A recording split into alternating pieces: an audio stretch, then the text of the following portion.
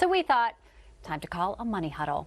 All right, let's welcome in Seth Denson, NewsMax contributor and a business and market analyst. Also with us, accounting professor at Montclair State University, Dan Geltrude. Gentlemen, thanks for being with us. Hey, y'all. All right, so if you listen to Karine Jean-Pierre, Dan, inflation is effectively flat. I'm sorry, try not to laugh. But give us your assessment on really, like, when you're advising your clients on how they can prepare and what they should be doing now to pinch their pennies, how are they responding and what are you telling them? Well, I'm telling them that we should not be assuming that inflation is going to be receding anytime soon. And I'll give you a primary example. A lot of talk about that potential rail strike. Now, maybe that strike is going to be averted, but how does it get averted? It gets averted because workers are going to be paid more. Fine. What does that mean? The cost of products are going to go up. Costs of products go up. More inflation. Now, if there happens to be a rail strike, what's going to happen? We're going to have less supply. What happens with inflation?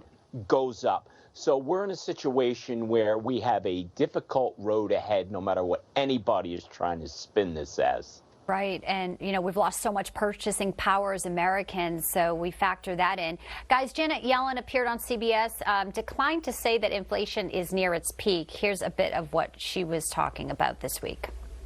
Do you think inflation is close to peaking? I don't want to get involved in month-by-month forecasts. I do believe it'll come down over time due to the actions the Fed is taking. Well, that's, I could have said that actually, but so the Fed meets next week, Seth, the rate hike 75 basis points expected, but maybe more aggressive after the numbers this week. What's your take? Yeah, I think we might even see a full 100 basis points here. I'll translate what Janet Yellen really meant in her statement. Please. No, she does not think that inflation is going to come down in the short term on a month-by-month basis. She just doesn't want to say that. That is politically really bad to say. Nobody worth their salt to every point that Dan just made.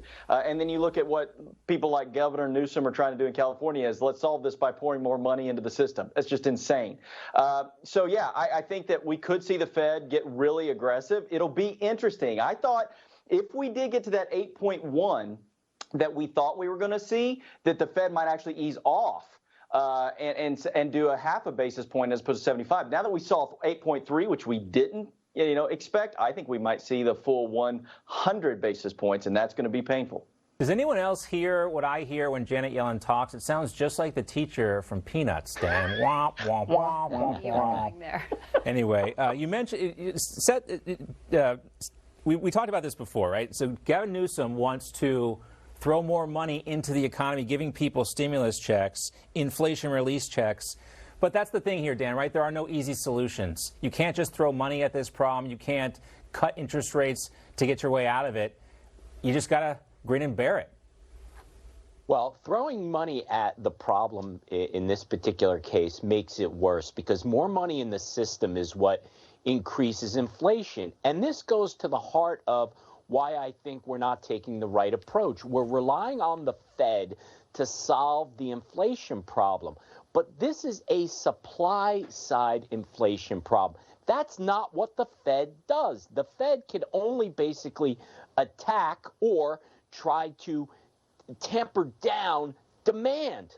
We don't necessarily have to take down demand. We have supply chain problems. Let's focus in on that and let's get more energy into the system to bring prices down. Hey, and to Dan's point, what the Fed is doing is actually going to squash supply because what's happening is businesses aren't expanding. They aren't increasing production. The U.S. is still the best house in a bad neighborhood. And if the U.S. would increase production across the board, we could supply the globe and solve our own inflationary problems. Look at Europe, look at Asia, look at these other countries. We need to get to that point of production, then we could solve this problem. Dan's absolutely right. This is not just a Fed solution.